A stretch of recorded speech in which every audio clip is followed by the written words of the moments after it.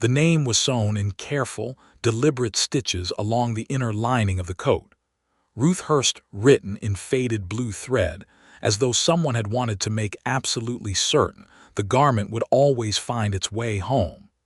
Andrew Stone had not expected to find anything of value in the old coat.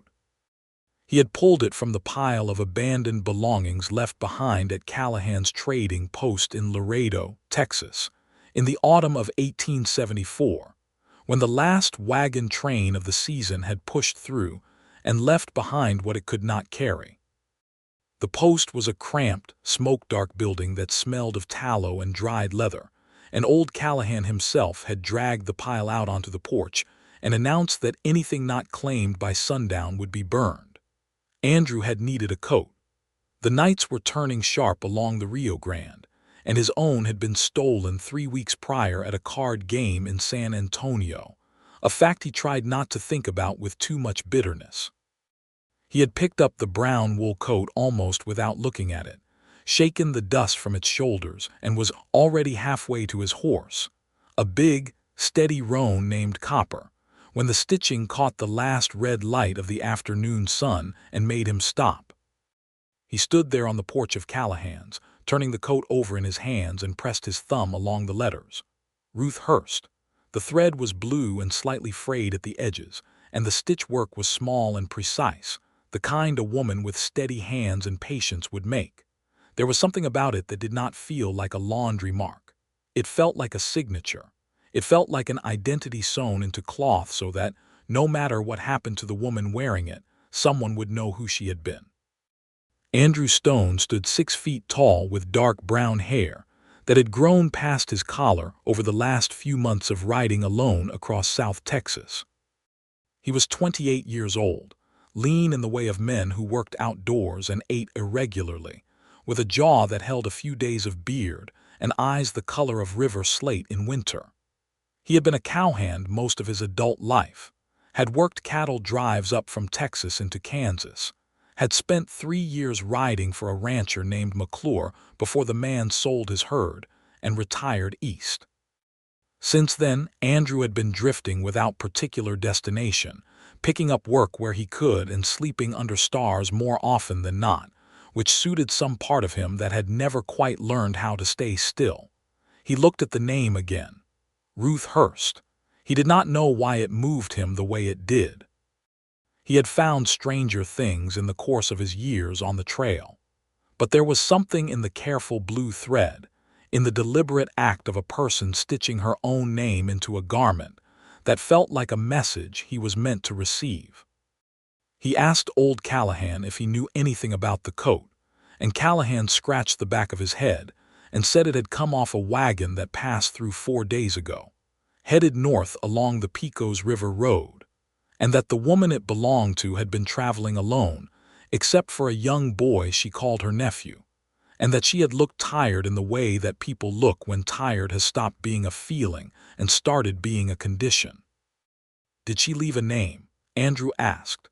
"Didn't ask," Callahan said. "She bought flour and salt pork and kept moving."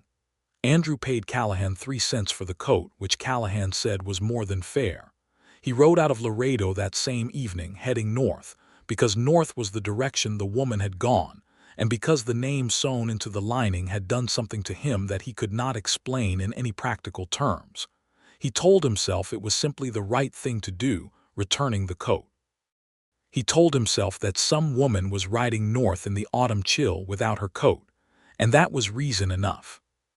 He did not examine too closely the way the name Ruth Hurst sat in his mind like a song he had heard once and could not stop hearing. He did not know then that it would take him 3 days to find her. He did not know what those 3 days would carry him through, or what waited at the end of them.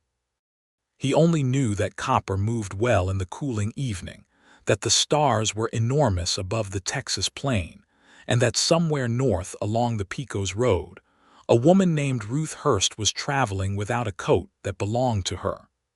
The first day of riding was long and largely empty, as the country between Laredo and the Pecos River tended to be.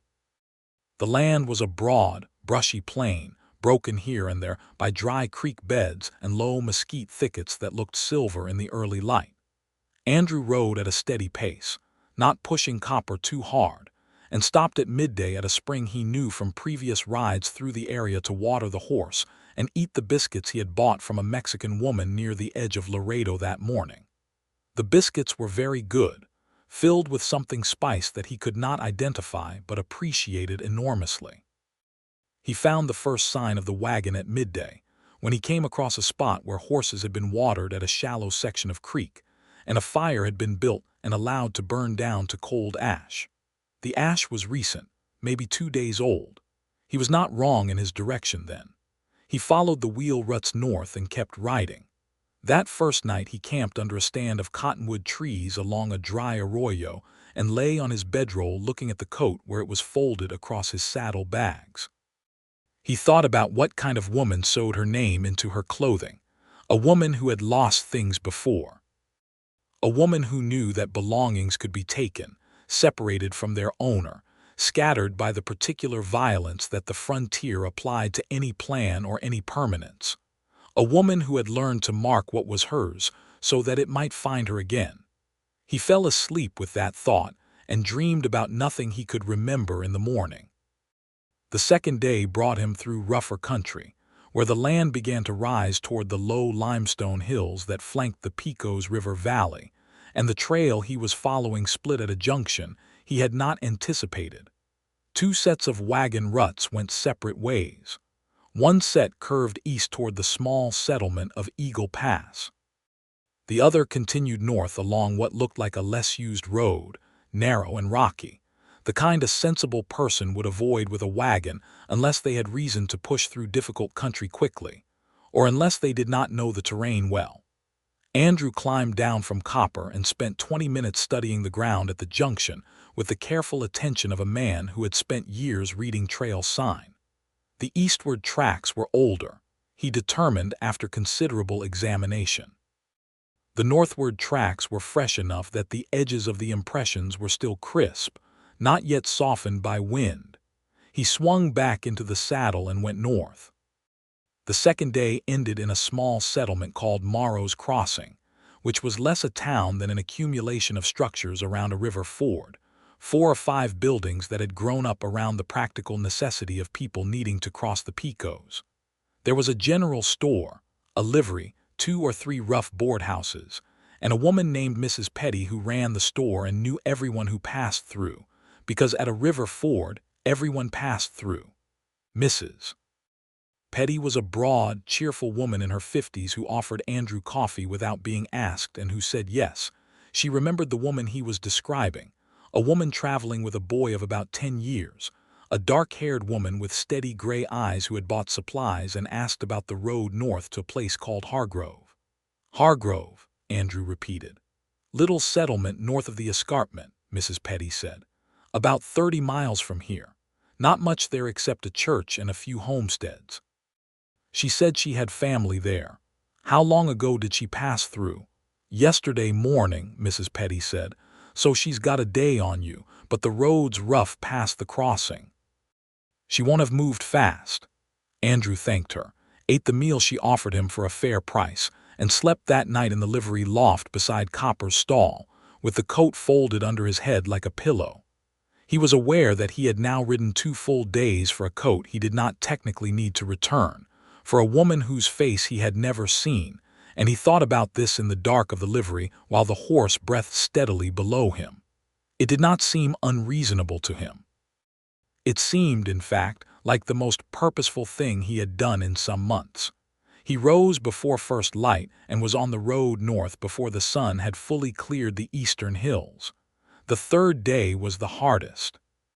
The road past Morrow's Crossing climbed into the limestone escarpment that ran along the eastern side of the Pecos, and the footing was treacherous for a horse, all loose rock and unexpected drops, the sort of country that demanded slow and careful movement.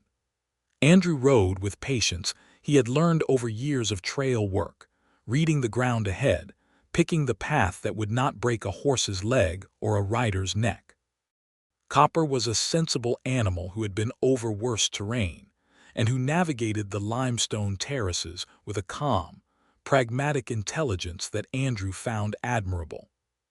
He came down out of the escarpment in the early afternoon, and the country opened into a wide valley floor, brushy and flat, cut through by a shallow tributary of the Pecos that glinted copper in the afternoon light.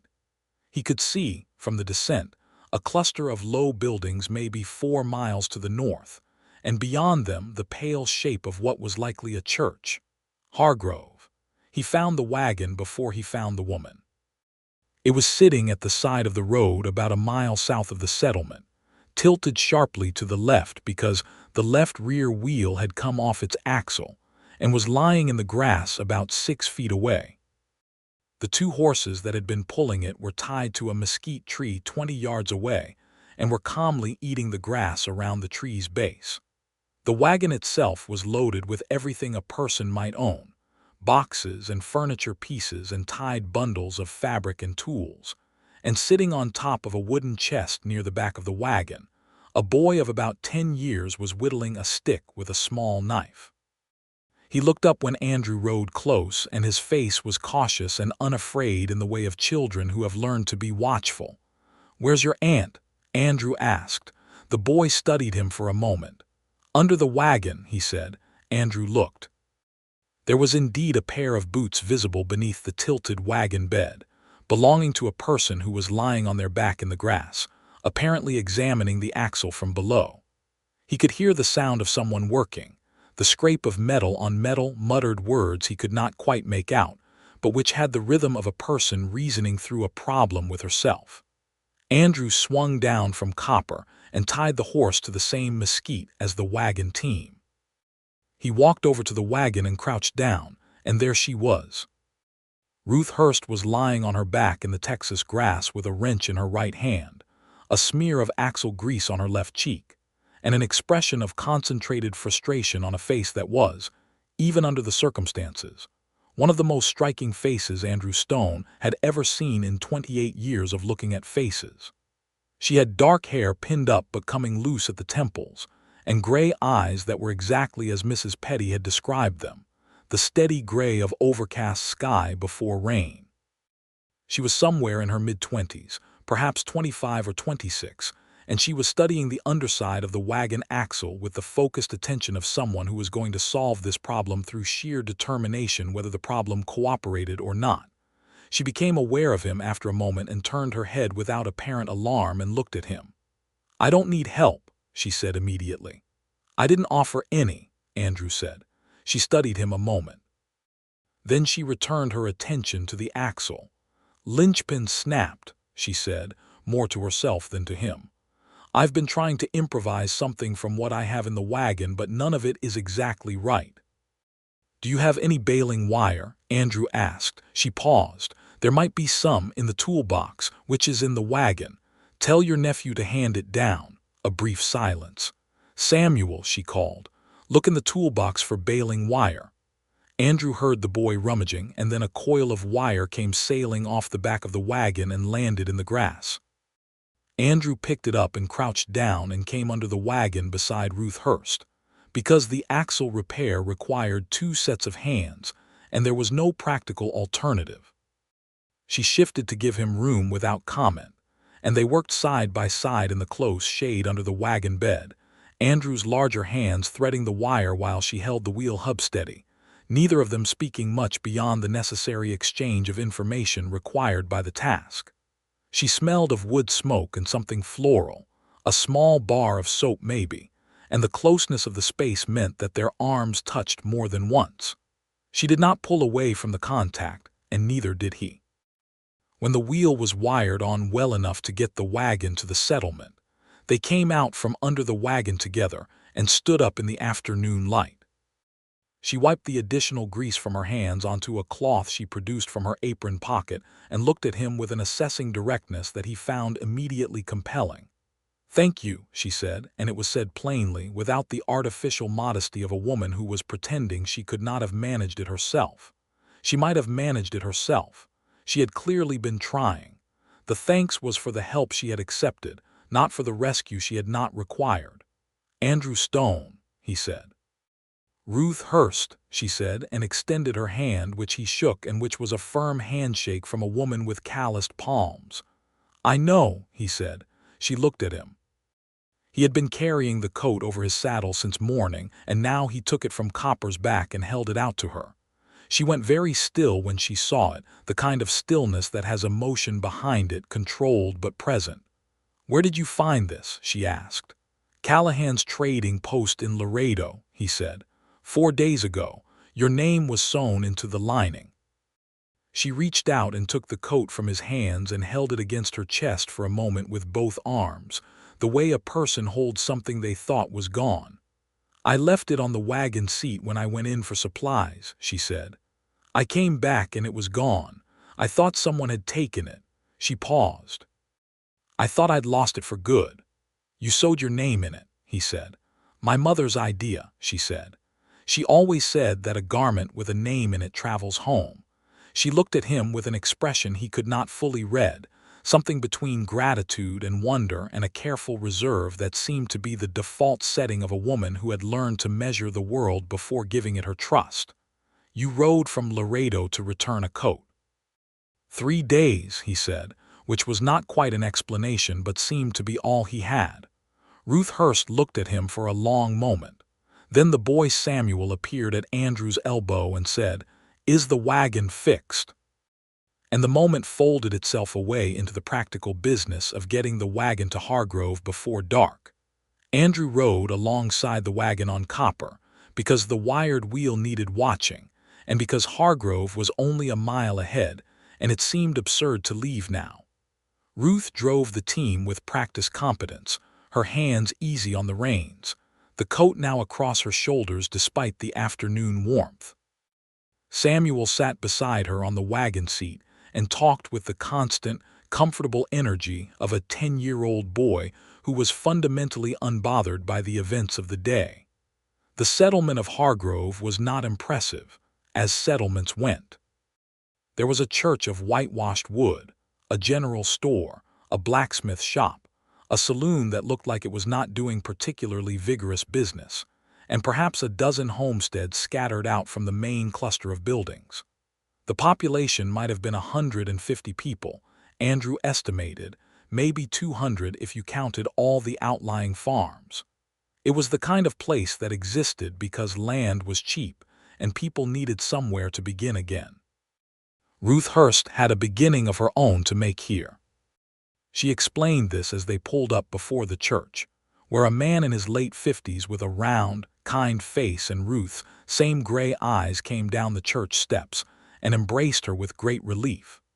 This was her uncle, Ezra Hurst, who had written to her 3 months ago from Hargrove to say that there was a parcel of land available adjacent to his farm, and that if she had anywhere to go and no particular reason to stay where she was, she might consider coming west. She had come west. She had been living in Galveston, working as a seamstress following the death of her husband, Thomas Hurst, who had died of cholera 18 months prior. Samuel was Thomas's nephew, orphaned some years before and taken in by Thomas and Ruth, and now he was hers completely.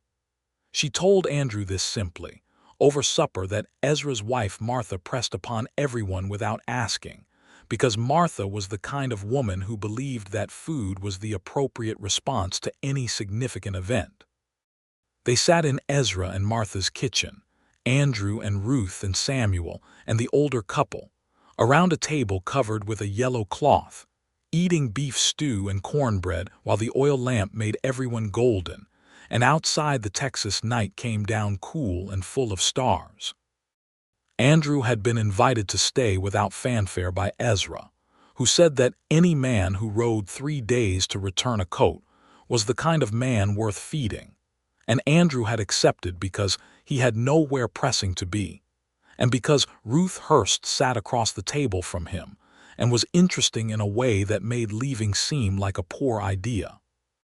She talked about Galveston, about the seamstress work, about the long months after Thomas died when she had kept the shop going through sheer stubbornness, because she did not know what else to do.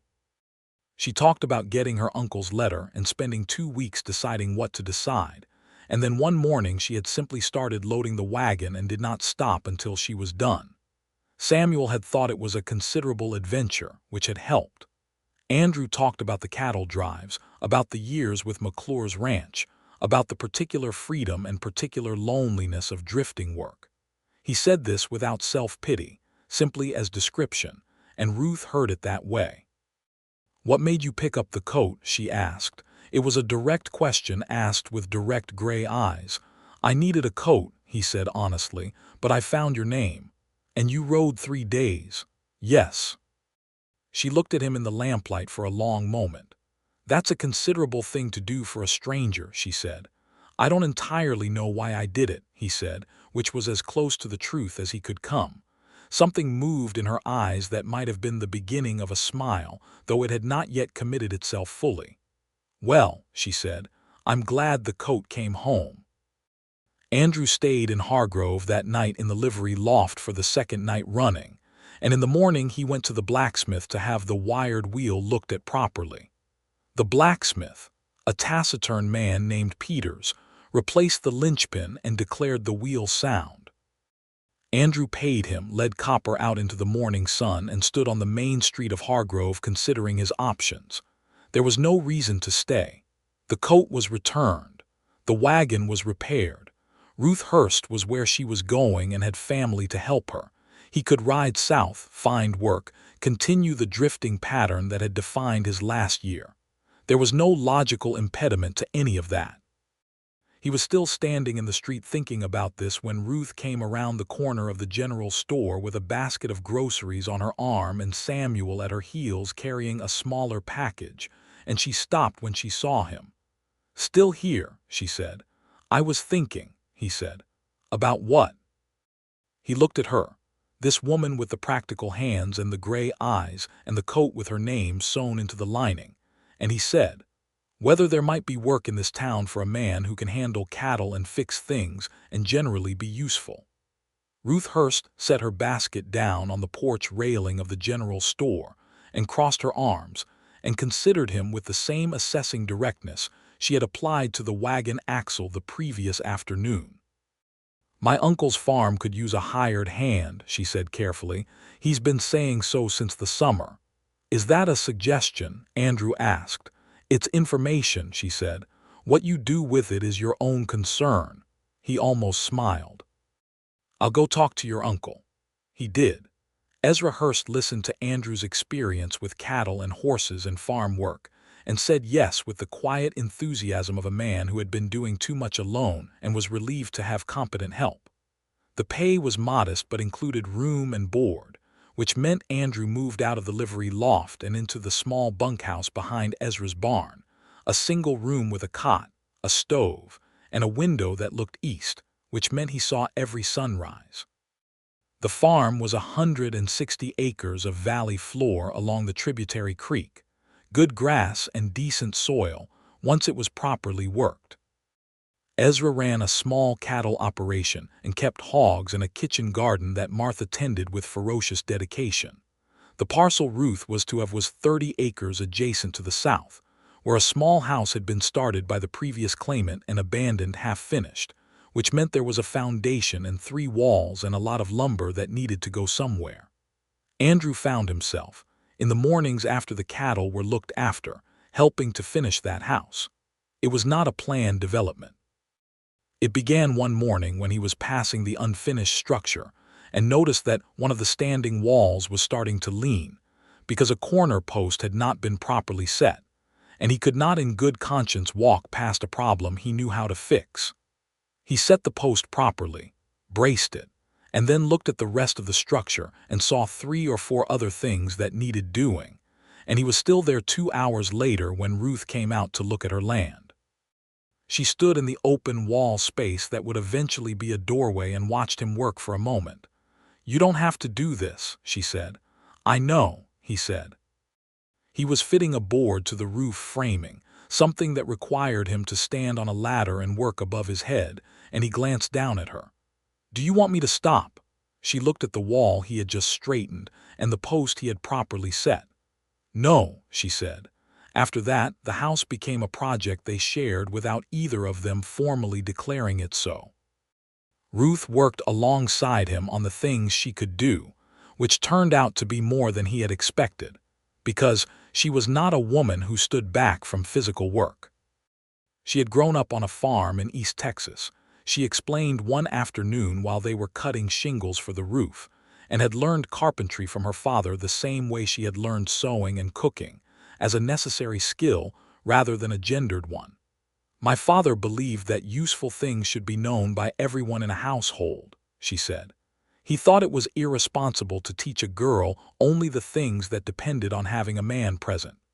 Smart man, Andrew said. He was, she said, with a simplicity that carried real grief in it. He's gone. 3 years ago, my mother 2 years before that, Thomas last year. She said this flatly, as a catalogue of facts, but her hands paused briefly on the shingle she was holding. It has been a complicated few years.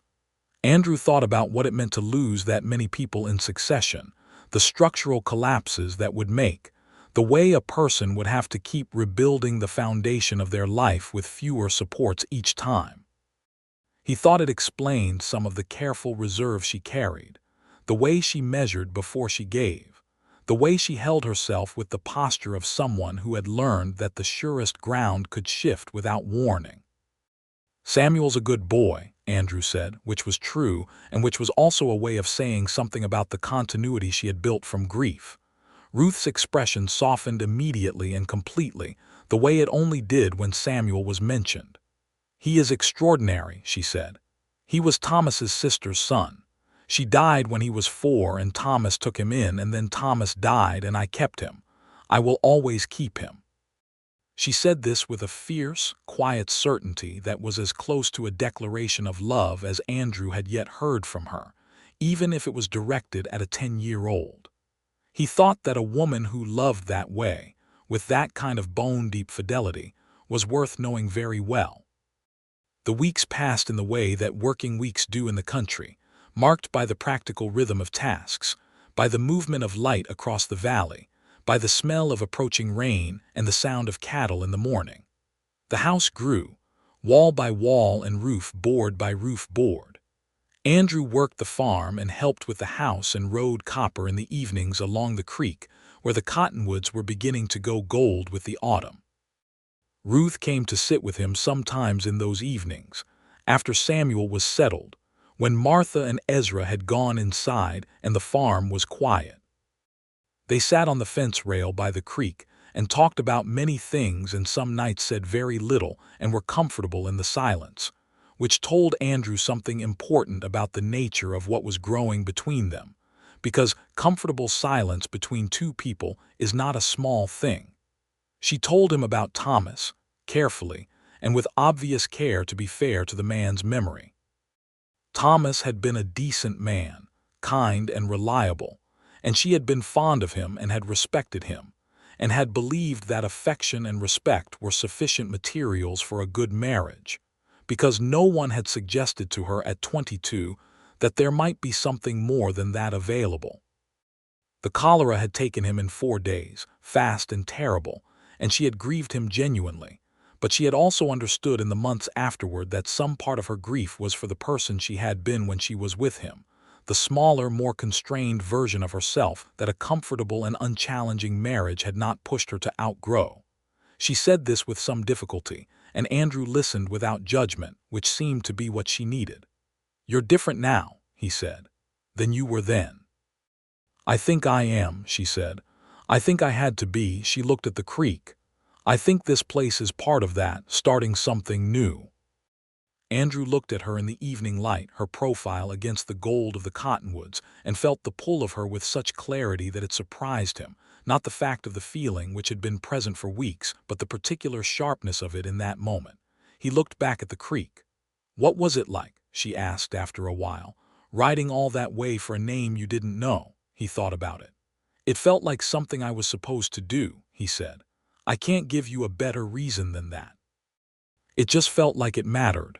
"It did matter," she said quietly. "That coat was my mother's. She wore it when she crossed into Texas as a young woman." I had it resized to fit me after she died. She was quiet for a moment, so it was not just a coat. I know, he said, though he had not known it explicitly until this moment. He had known it in the way that sometimes a thing carries its weight without explanation. She turned to look at him, and the distance between them on the fence rail was not very great. Andrew, she said. Ruth, he said. Thank you, she said, for the coat, and for the house, and for staying. Thank you for letting me stay, he said. The evening light was very warm on her face, and she was looking at him with those gray eyes that had stopped measuring and were simply present, open in a way he had not seen from her before, and he reached out and tucked a loose strand of dark hair back from her temple, a small and deliberate gesture, and her breath changed, and he became aware with absolute certainty that she felt what he felt. But he did not rush it. He was not a man who rushed things that mattered, and Ruth Hurst mattered more than anything he could currently put language to. He dropped his hand, and they sat looking at the creek together, and the evening came down around Hargrove like a held breath. November brought the first hard frost, and with it the completion of the house.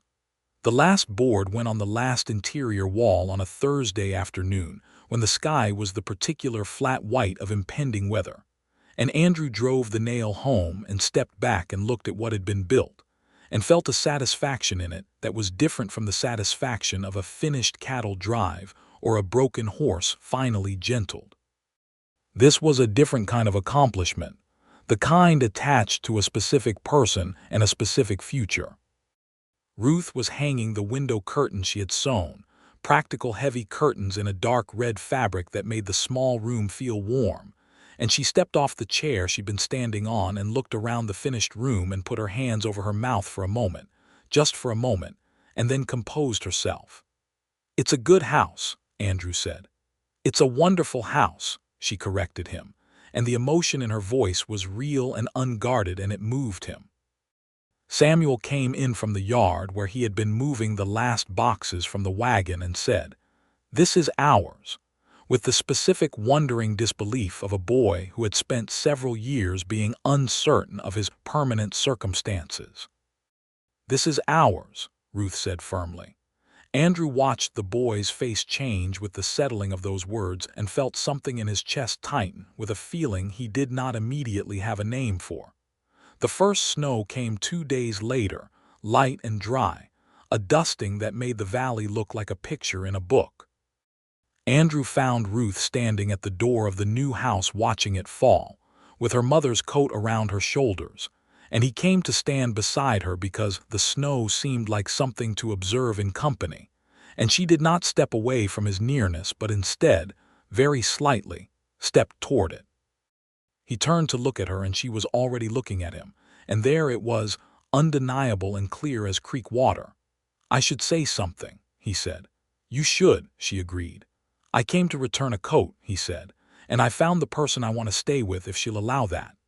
Ruth Hurst looked at him steadily with those gray eyes that had seen grief and loss and the hard practical work of rebuilding and said, "I have been waiting for you to say something like that for 6 weeks, Andrew Stone." He laughed, which was not the response either of them had expected, and it broke the solemnity of the moment into something warmer, and she laughed too, and then he kissed her, and she kissed him back with all the directness and completeness she brought to everything, and the snow fell soft and dry on the new roof of the house she was going to live in. He walked back to the bunkhouse that night in the light snow feeling like a man who had arrived somewhere after a very long journey, which, in several senses, he had. He spoke to Ezra Hurst the following Sunday after church, because that was the appropriate order of things in 1874, and because Ezra was the closest thing to family authority in Ruth's current situation. Ezra listened to Andrew's intentions with a face that showed he was not entirely surprised, and then he said, "She's not a woman you make plans for, Andrew. She makes her own, but I expect she'll want to be asked." "I know," Andrew said. "I'm only telling you because you're her family." Ezra shook his hand warmly. Andrew asked Ruth on a December evening, in the kitchen of her finished house, where she was making biscuits, and where Samuel was at the table working on school problems with a slate. the boy having enrolled in the small school that operated out of the church 2 mornings a week. Andrew had come for supper, which had become a regular arrangement of comfortable domestic ease, and after the meal, when Samuel had gone to bed in his small room at the back of the house, Andrew sat across the table from Ruth and said her name. She looked up from the mending she had taken up. "Marry me," he said. He had not prepared a speech. He was not a man of elaborate speeches. He had a great deal to say about what she meant to him, about the quality of her mind and the steadiness of her character, and the way she made him feel purposeful in a way that years of drifting had not. But when it came to the moment, all of that distilled itself into those 2 words, said with everything he had. Ruth set down the mending. "Yes," she said. Not immediately, but after a pause that was not hesitation exactly, more a pause of someone receiving something important and taking a moment to let it land. "Yes, Andrew, I will marry you." He came around the table and she stood up and he held her, and she put her face against his chest, and neither of them said anything for some time because there was nothing that needed saying. They were married in the Hargrove Church on a Saturday in January 1875, which was a cold, bright day with a sky the hard blue of winter. The wedding was attended by Ezra and Martha and Samuel, and most of the small Hargrove community, because a wedding in a settlement of 150 people was a communal event, whether you knew the couple well or not. The minister, a spare, earnest man named Reverend Cole, performed the ceremony with quiet sincerity, and when Andrew put the ring on Ruth's finger, her hand was perfectly steady. Samuel stood beside Andrew at the minister's invitation, because they had asked him to stand up with them, and his face during the ceremony held the expression of someone at whom an extraordinary amount of good fortune had been aimed, and who was doing his best to remain calm about it. After the ceremony, there was a gathering at Ezra and Martha's house that lasted most of the afternoon, with food that Martha had been preparing for 3 days and music from a fiddle player named Garza who traveled through the area on a loose circuit and happened to be in Hargrove that week. There was dancing on the cleared floor of the front room, and Andrew danced with Ruth to a slow tune that Garza played as the light went golden outside, and she danced well, with a natural sense of rhythm that he had not known about her, and he thought that there were probably any number of things about her he did not yet know, and that discovering them was going to be among the great pleasures of his life. They moved Ruth's things into the house that had been built largely by Andrew's hands, and the 3 of them, Andrew and Ruth and Samuel, began the particular work of being a family. It was not always easy, as such work never is. The winter was hard and the money was tight, and Andrew worked both Ezra's farm and began breaking the southern portion of Ruth's land for a kitchen garden and, come spring, crops. Ruth took in sewing from the other settlers, because her skill with a needle and her eye for fit were known quickly in a small community, and this brought in enough money to make the tight months manageable. Samuel went to school when school was available and did his chores without excessive complaint, and had the happy adaptability of a child who had finally been given something to adapt to. There were hard conversations, as there are in any marriage worth having. Ruth was not a woman who swallowed her opinions or her frustrations, and Andrew was not a man who always communicated as well as he might, having spent years in his own company where the only necessary communication was with horses. They navigated this. They learned the particular language of each other's silences and gestures, and found the places where they were absolutely aligned and the places that required more work. One evening in February, they had a genuine argument about money and about Andrew's intention to buy a small additional herd of cattle in the spring, which would stretch their resources thin.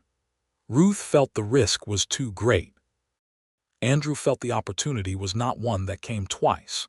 The argument was sharp and real, and neither of them enjoyed it, and it ended not with a resolution of the disagreement but with Ruth saying, "I am not asking you to abandon the idea. I am asking you to consider waiting a year."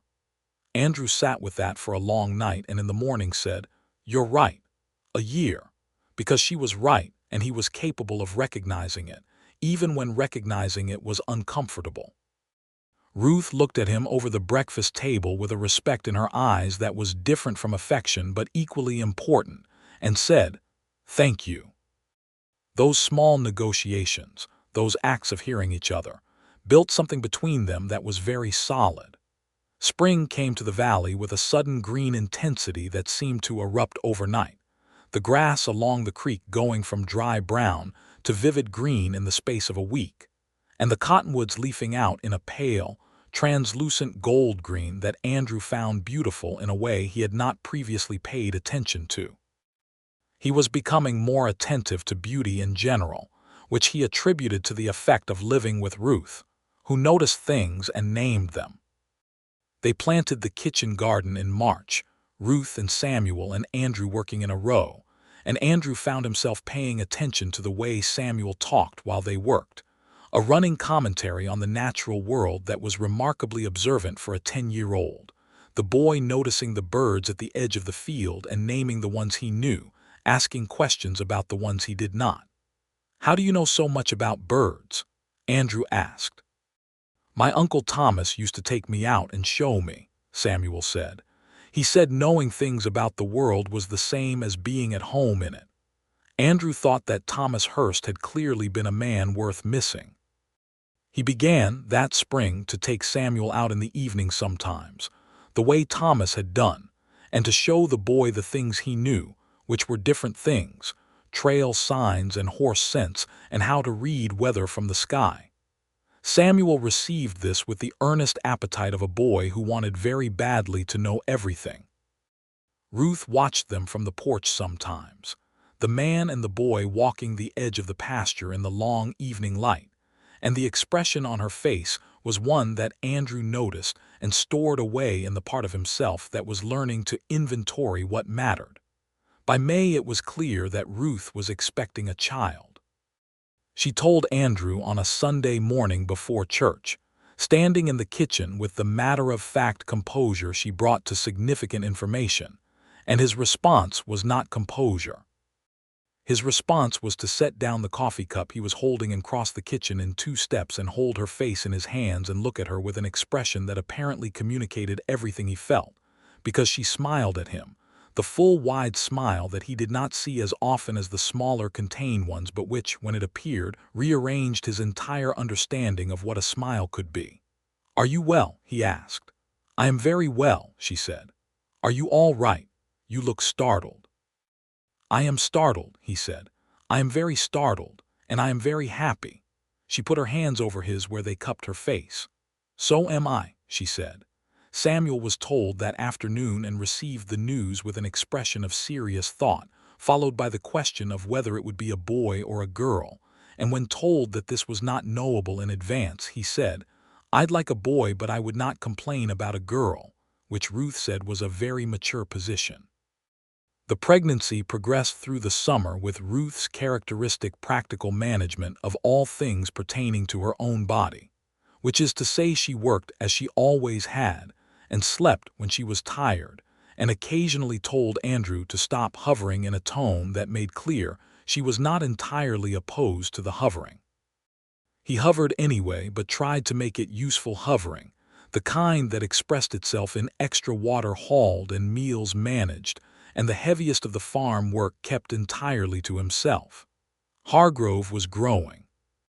By the summer of 1875, 2 new families had come to settle on the land east of the church, and a new building had gone up at the south end of the main street that was either going to be a second general store or a small hotel, depending on whom you asked. The blacksmith Peters had taken on an apprentice, which was a sign of a community expecting to continue. Andrew had, by this point, become a known presence in the settlement, the kind of man a small community comes to rely on without formal designation, the person people called when a problem needed solving, and when steady hands and good sense were the solution. He helped other families with their building and their fencing and their livestock questions, and Ruth managed the social dimensions of their lives with a competence that he admired, because social competence was not his natural strength and she had it in abundance.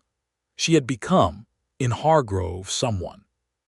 Not simply Ezra Hurst's niece or Andrew Stone's wife, though she was both of those things, but a person in her own right, whose sewing work made her essential to every woman in the settlement who needed a garment made or altered, and whose calm, direct intelligence made her someone people sought out for practical advice on matters that had nothing to do with thread and fabric. She had a friend now, a woman named Clara Aldridge who had come to the settlement with her husband Martin in the spring, and the friendship was one of those particular ones between women who recognize immediately in each other a quality of mind that makes the friendship feel necessary rather than convenient. Clara was spirited and funny and fiercely opinionated, and she and Ruth could sit together on Ruth's porch for an entire afternoon talking, and Andrew would sometimes hear the laughter from the field and it would make him smile for reasons he could not entirely articulate. The baby was born in October 1875, a boy, as Samuel had somewhat diplomatically preferred.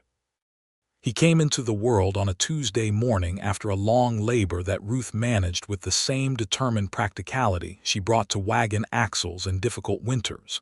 And when the midwife, the experienced Mrs. Calloway, who had attended every birth in Hargrove for the past 4 years, put the baby into Andrew's arms, Andrew held him and felt the particular and utterly specific love of a new parent. The love that is unlike every other love in that it has no prior experience to calibrate it against. He was a very small person, red-faced and vehemently unhappy about having arrived, with a fuzz of dark hair that was clearly from his mother's side, and Andrew held him carefully and thought, "I will spend the rest of my life making sure you are all right," and this promise was made without effort or negotiation, simply arising naturally from the holding of the child. They named him Thomas Ezra Stone. Thomas for Ruth's late husband, who had been a decent man and deserved remembrance, and Ezra for the uncle who had sent the letter that brought Ruth west. It was a name that carried its history consciously, the way Ruth did most things. Samuel met his new brother with an expression of fascinated solemnity and announced that the baby's head was a very peculiar shape, which Mrs. Calloway said was normal and temporary, and Samuel said he hoped so, and this exchange made Ruth laugh despite her exhaustion, which Andrew thought was one of the best sounds he had ever heard. The months that followed were the kind that do not make for dramatic telling but that constitute, in their accumulation, the substance of a life. Thomas grew from the initial red-faced outrage of infancy into a calm, round, enormous-eyed child who observed the world from his position at the center of it with great attentiveness. He was not a difficult baby, but he was an interested one, which meant he needed engagement and tolerated neglect poorly, which Ruth said meant he was probably going to be demanding and wonderful in equal measure, which turned out to be accurate. Andrew became a father with the same steady, unhurried commitment he brought to everything he took seriously. He was not the kind of father who made declarations about it. He simply did it, the holding and the walking at night when Thomas was colicky, and the talking to the child in the matter-of-fact way he talked to Copper, as though the child was a reasonable being who deserved information about the world he had arrived in. Samuel was 15 months into being Thomas's brother when he made the announcement, one evening at dinner, that he had decided he wanted to become a doctor.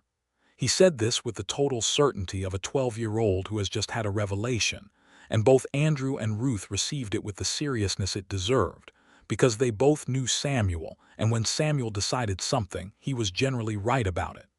"That's a long road of studying," Andrew said. "I know," Samuel said. "Is it possible?" Andrew looked at Ruth. Ruth looked at Andrew. The look between them covered a great deal of ground quickly, the way looks between people who know each other very well do. It covered the question of money and distance, and the nature of what was possible in 1877 Texas for a boy of Samuel's background, and it covered what they both believed about what this particular boy was capable of, and it covered their shared conclusion. "We'll find a way," Ruth said. "The years built themselves one on another the way years do, each one changing the shape of things by small increments until you look back and see how far the landscape has changed from where you started." The farm grew. Andrew bought those cattle the second year they could afford it, a modest herd that he expanded gradually and sensibly. And by 1878, the Stone farm was one of the more productive operations in the valley. Ruth's sewing work had grown into something more formal, a proper seamstress operation out of a room added to the house specifically for that purpose, with fabrics ordered through the general store, and a steady enough clientele that it contributed meaningfully to the household income. The settlement of Hargrove had grown enough by 1877 to warrant a proper school building with a full-time teacher, a young man from Austin named Mr. Porter, who was earnest and good at his work and who recognized Samuel's particular intelligence and pushed him accordingly. Samuel finished every piece of schoolwork Porter had to give him by the end of his first year, and was reading Porter's own university texts by the second, which led to Porter having a serious conversation with both Andrew and Ruth about what the boy needed and where he might go to get it. There were injustices in that conversation that Andrew felt acutely, the limitations available to a boy from a small frontier settlement, the difference in opportunity between what Samuel was capable of and what the world was prepared to offer a boy of his circumstances. The frontier had a way of making everything equally hard regardless of talent, which could feel like fairness, but was often simply a different form of limitation. Andrew drove 20 miles to the county seat to talk to the schoolmaster there, and 40 miles the following month to talk to a man who ran an academy in a larger town, and eventually found a path for Samuel to continue his education at a proper institution in Austin when the time came. They managed the money for it with the same careful, determined partnership they brought to everything. Ruth took on more sewing. Andrew took on a contract with the county for cattle supply. Martha and Ezra helped when they could, because Ezra had come to love Samuel in the straightforward way of a man who has no sons of his own, and Martha had opinions about what ought to be possible for a boy that bright. Samuel left for Austin in September 1879, at the age of 14, which was young but not unprecedented for a boy who had tested beyond his years, and the morning he loaded his trunk onto the stage at Hargrove. Ruth held him for a long time and then released him without visible weeping, though Andrew, who knew her face very well by then, could see precisely where the emotion was being held and with what effort. Andrew shook the boy's hand and then pulled him into a brief, firm embrace and said, "Write to your mother every week." "I will," Samuel said. "Take care of Thomas." "He's mostly taking care of himself," Andrew said, which was reasonably true of a 4-year-old with Thomas's particular personality. Samuel laughed, which was good, and climbed onto the stage, and they watched it go until the dust had settled back to the ground. Ruth's hand found Andrew's on the drive home, and they rode in the particular quiet of two people who have done a hard right thing and are absorbing the cost of it, and Andrew held her hand the whole drive back. Samuel did write every week. He wrote long letters full of detail and analysis and occasional wonder at what he was encountering, and Ruth kept every letter in a box and read them aloud to Thomas, and Thomas grew up knowing his brother through those letters as well as through the visits that happened at Christmas when travel was possible. The winter of 1879 to 1880 was severe, one of the hardest winters the Pecos Valley had seen in a decade, with prolonged cold and heavy snow that made routine farm work difficult and isolated the settlement from the larger world for weeks at a time. Andrew managed the cattle through it with the knowledge of an experienced stockman, keeping the herd tight in the sheltered south pasture and supplying extra feed from stores he had laid in, because he had read the signs in the August sky and the behavior of the animals and had made the practical decision to prepare for the worst. Two neighboring farms lost cattle that winter that Andrew's herd survived, and the neighbors were grateful and not too proud to say so. Ruth managed the household through the cold months with the same steady competence, keeping the house warm and the food supply rational, and Thomas entertained through the long days when outdoor work was not possible. Thomas at 4 was an energetic, sociable child who did not understand why the cold prevented him from being where the interesting things were happening, and Ruth addressed this by making the inside of the house where the interesting things were happening, which required considerable ingenuity, and produced a child who had, by the age of 5, learned basic arithmetic, could identify 20 birds by sight, and had opinions about everything. Andrew watched his son's developing personality with a mixture of awe and amusement, and the particular parental anxiety that you only know how to manage by continuing to experience it, and he thought often of the coat, the brown wool coat with the name sewn in blue thread, and the chain of events that had led from that discovery to this kitchen, to this child, to this life. He had picked up an old coat in Laredo because he was cold, and because it was free, and found a name, and ridden 3 days and found Ruth. The thought of the alternative, the version of his life in which he had left the coat on the pile and ridden south, was something he could not hold for more than a moment before it became intolerable, and he set it firmly aside. In 1881, Ezra Hurst had a bad fall from the roof of his barn and broke his hip in a way that healed poorly, leaving him with a permanent limp that made the heavier farm work impossible. Andrew absorbed the management of Ezra's farm into his own operations without hesitation and without being asked, because Ezra was Ruth's family, and because Ezra was a good man who had been a good neighbor and friend, and because Andrew Stone was the kind of man who did the necessary thing when the necessary thing was in front of him. Martha, who was herself not young and whose health was not robust, was visibly relieved and visibly grateful, and Ruth's relationship with her aunt deepened in those years into something like the relationship between a mother and daughter, full of the comfortable intimacy of women who spend their time in the same domestic sphere, and have found that the other person makes the sphere better. The arrangement was good for everyone, though it meant more work for Andrew, which he accepted with the pragmatic calm of a man who had always defined himself more by what he did than by what he said he was willing to do. Ruth noticed. Ruth noticed everything about him, which was one of the qualities in her that consistently made him feel most known, most real. She noticed when he was tired, and she noticed when he was quietly proud of something, and she noticed when something was troubling him, and she named these things without drama or excessive inquiry, simply acknowledged them in the way of a person who is paying full attention. One evening that fall she came out to the barn where he was doing the last checks of the evening, and she leaned against the stall door where Copper was stabled and said, "You have taken on too much. I want you to know I see it." He looked at her over the stall door. "I'm managing." "I know you are, that's not what I said." She met his eyes steadily. "I said I see it, you don't have to manage alone." He thought about that for a moment, about what it meant to be truly seen by the person you were with, not evaluated or assessed, but simply witnessed. "All right," he said, "I'm tired." "I know," she said. "Come inside."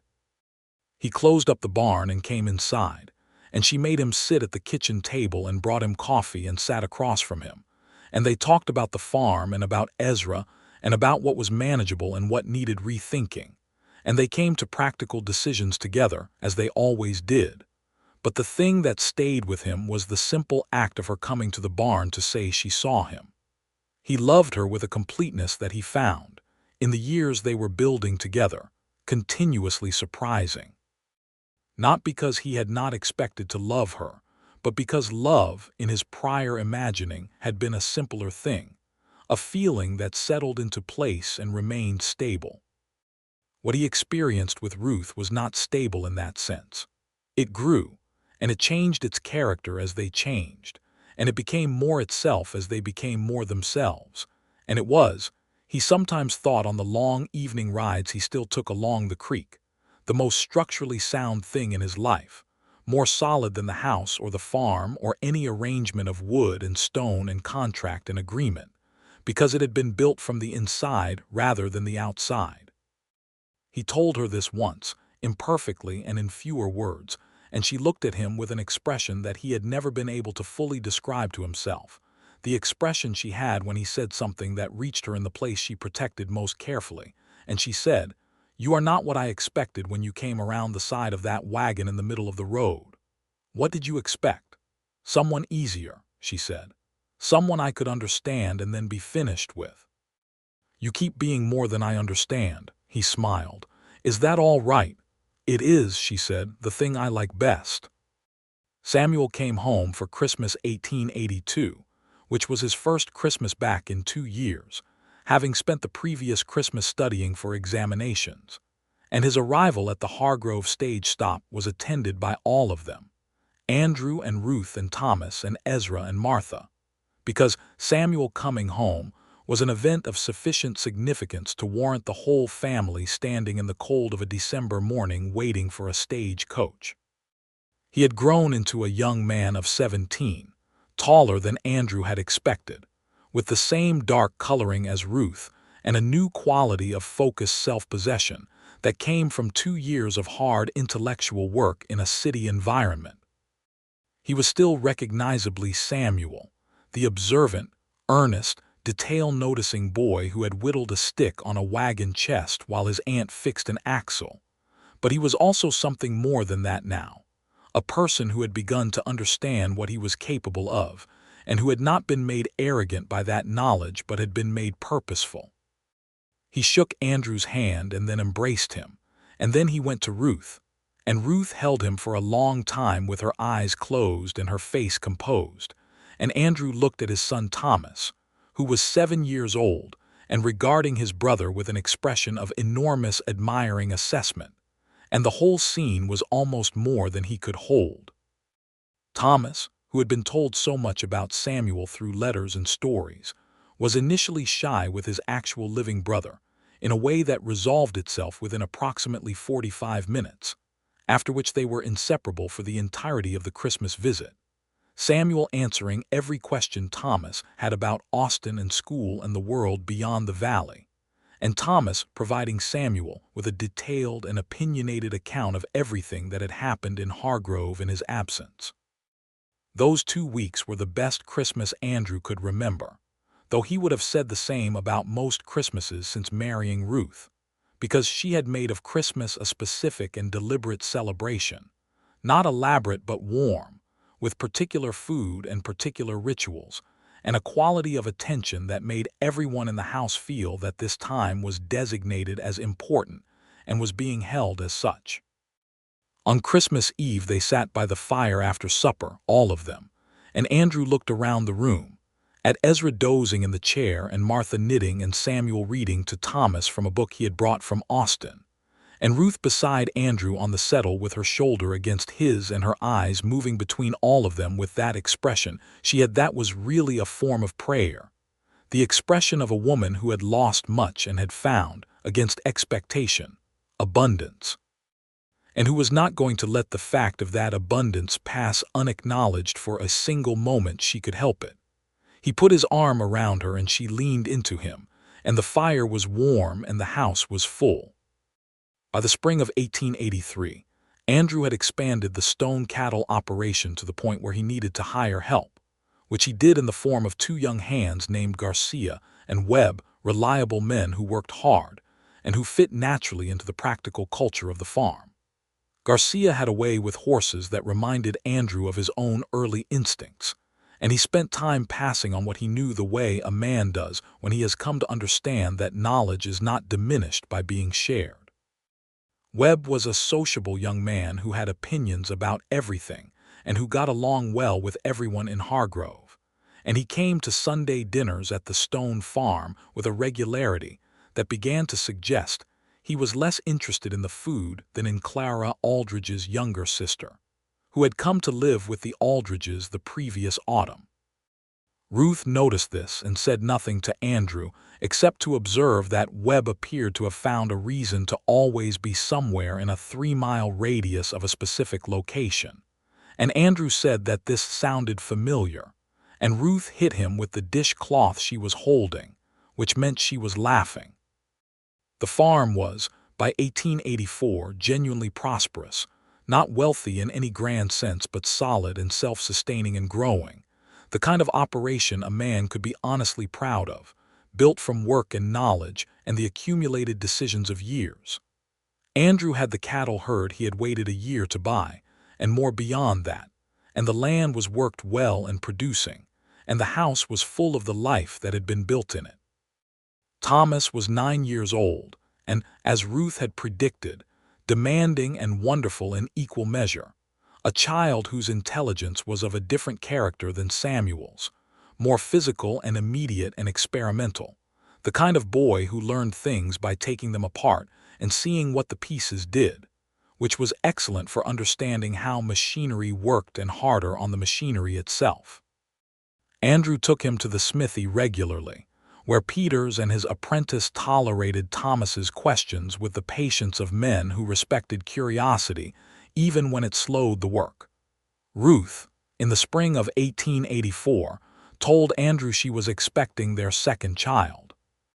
They were standing in the kitchen garden in the early morning, which was where the conversation happened because that was where they were when the words came, and Andrew's response this time was less startled and more immediately joyful, because he had learned in the years since Thomas that becoming a parent a second time was not the same as becoming a parent a first time, but that it was its own distinct and marvelous experience. "Thomas will have opinions about this," he said. "Thomas has opinions about everything," Ruth said, which was true. Thomas's opinions about acquiring a sibling turned out to be largely positive, tempered by the condition that the sibling should have some sporting interests, which Ruth said she could not guarantee. Thomas said that was fair, but he would hope for it. The baby was born in December 1884, which made it the best Christmas present Andrew had ever received, which he said to Ruth, and which she received with the raised eyebrow that meant she found this sentiment charming and slightly too sentimental for her to say so directly. She was a girl, dark-haired and emphatic in her opinions from the first, and they named her Clara Hurst Stone, Clara for Ruth's friend and Hurst for Ruth's family and Stone because that was what they were. Thomas took one look at his new sister and said, "All right," with the tone of a person revising their expectations in a positive direction, and then he asked if he could hold her, and when Ruth placed the baby in his arms with careful instructions, his face went through several complicated transformations that ended in an expression of total, slightly overwhelmed love. Andrew watched his son hold his daughter and thought, "This is what I would have said if someone had asked me at 28 what I was riding toward. This exactly." The years that followed were the full years, years in which the story of the Stone family became complicated and varied in the way that real lives are, full of events large and small that cannot all be separately accounted for but that compose, in their totality, a richness that is the product of time and love and work, and the particular decision to stay. Samuel became a doctor. He completed his studies in Austin, and then traveled further east for the additional medical training that his ambitions required, and returned to Texas in 1889 at the age of 24, and there was a period of months when the family did not know where exactly he would practice. He came home to Hargrove for the summer of 1889, which was the summer of his homecoming celebration, and also the summer he fell in love with a woman named Grace Holloway, who had come to Hargrove with her parents the previous spring.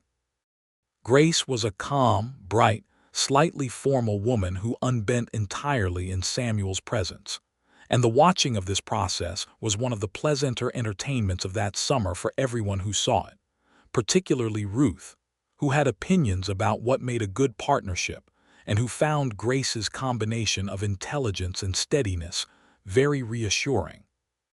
Samuel set up his medical practice in the county seat, 40 miles from Hargrove, which was close enough for regular visits, and far enough that he was not stepping on anyone's professional territory.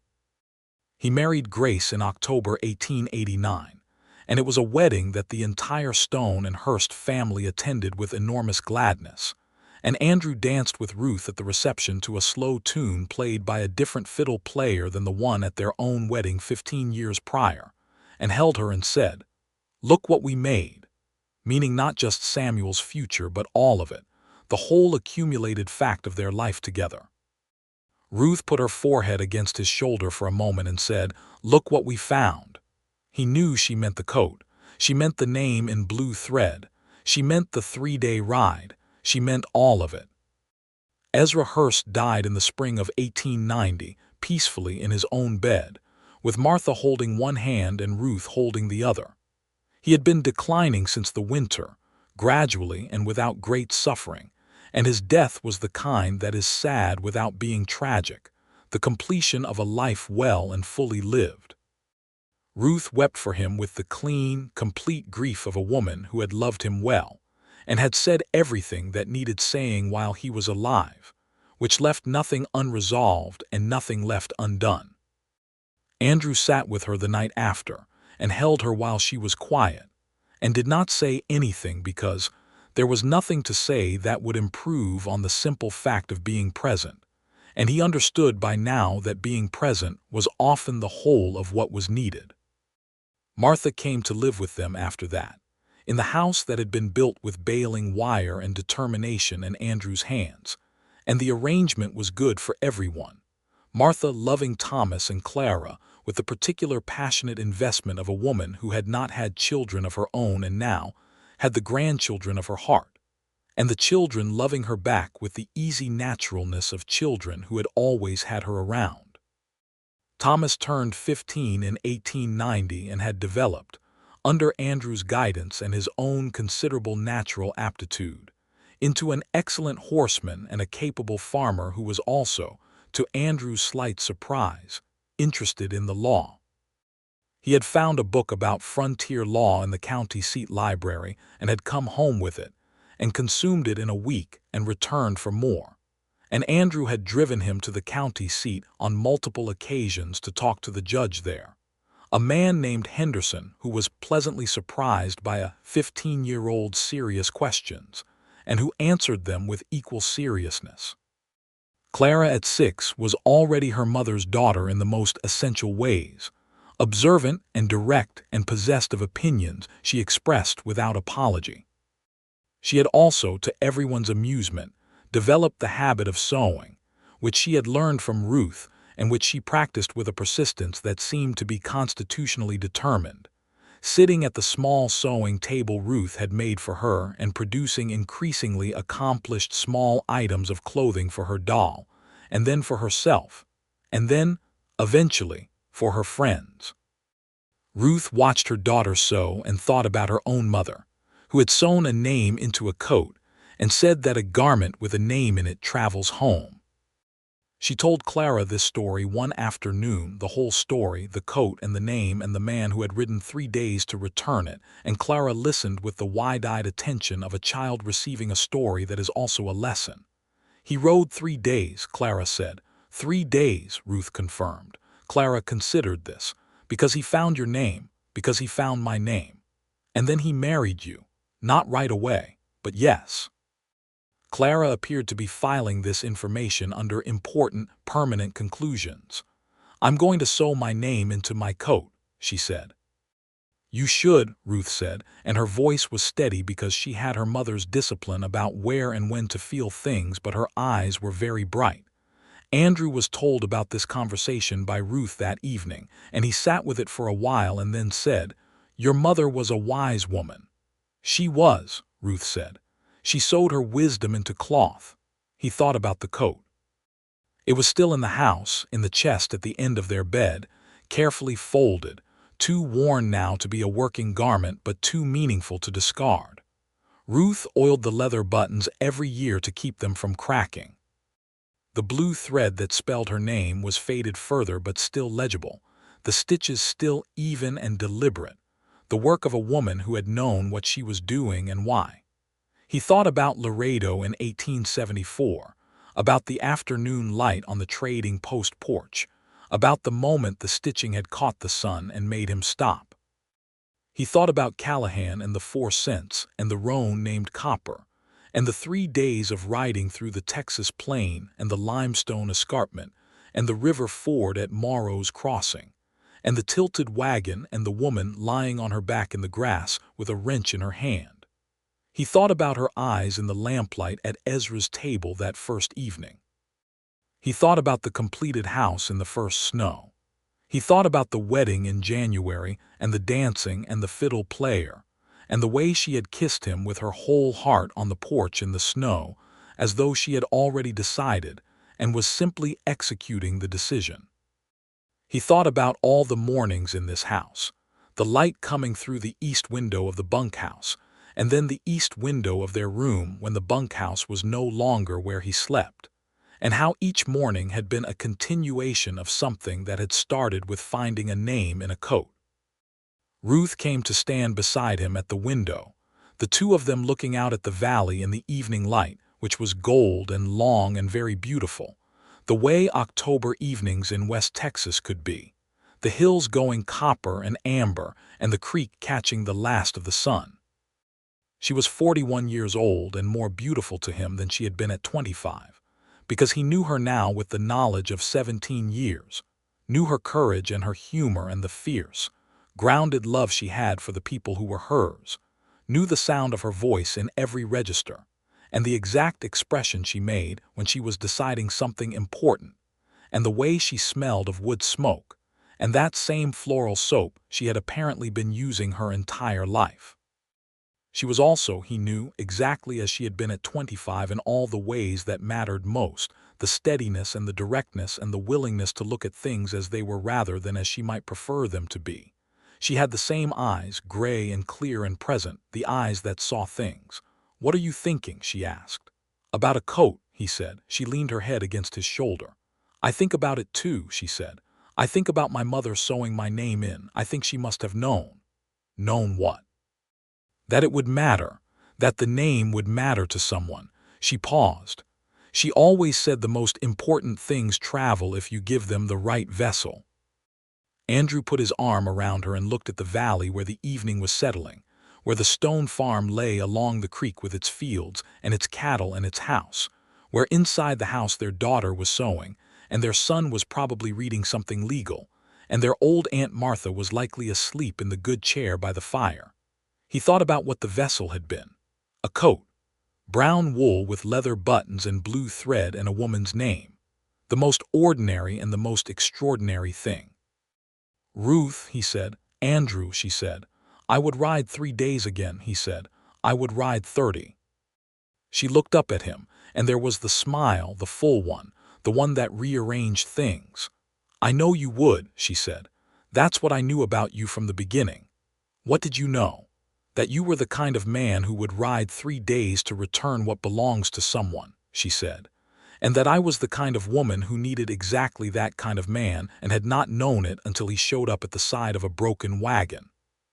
He kissed her temple, and she tilted her face up, and the evening came down warm and golden over the valley, over the farm that had been built year by year, over the house that had been built board by board, over the family that had been built from a name in blue thread and a 3-day ride, and the particular grace of a thing finding its way home. Inside, Clara called out that supper was ready, in the commanding tone she had inherited from her mother and which allowed no negotiation, and Thomas's voice responded that he was coming, and Martha made a sound that indicated she was waking up from the good chair, and all of it was ordinary and specific and utterly irreplaceable. Ruth took Andrew's hand and led him inside, into the warm kitchen, into the light, into the life they had made from nothing more and nothing less than a name sewn into the lining of an old coat, and a cowboy who had seen it and had understood, without being able to say why, that it was meant for him to find. They sat down to supper, all of them together, and outside the valley went dark in the way of October evenings, slow and full of stars, and the house held the sound of the people inside it, The conversation and the laughter and the small particular music of a family at a table, which is one of the oldest and most specific sounds in the world. The coat hung on the peg by the door, where Ruth had put it one day in a gesture that was not random, the brown wool worn smooth at the elbows, the buttons oiled against the years, the name still there in the lining in blue thread, faded but whole. Ruth Hurst. Home.